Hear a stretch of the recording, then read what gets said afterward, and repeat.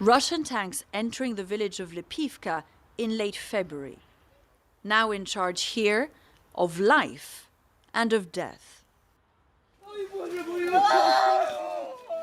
6 weeks later, now back in control of the village, Ukrainian authorities begin counting the dead. I can't look, says one mother.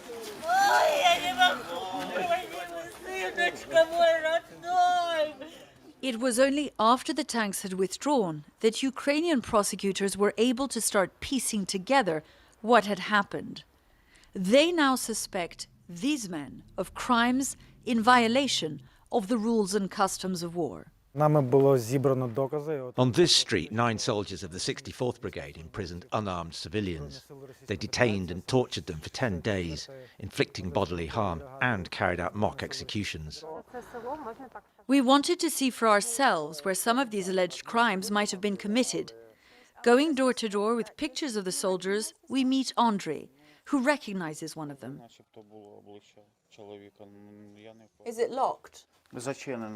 He leads us down to a cellar where he says Russian soldiers tried to kill a group of men and women who'd been hiding.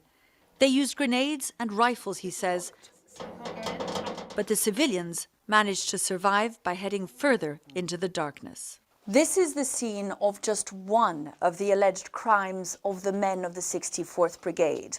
It is littered with cigarettes and bullet casings. Back in Lipivka, we show Mykola Znak, a local resident, a picture of Commander Vasil Litvinenko. He recognizes him immediately and invites us into what's left of his home. He and his family hid in the woods, he says, while his home was destroyed by the Russian artillery that killed his neighbor. When he tried to come back, he says the commander seemed surprised. He said, "What are you doing here? You should have been burnt alive." Mykola still doesn't know why he decided to let him live. Raping of people, torturing of people, for what? Because they wanted scare civilians, scare our citizens of towns, villages, cities. After withdrawing from the Bucha area, the brigade's men were promoted by Moscow.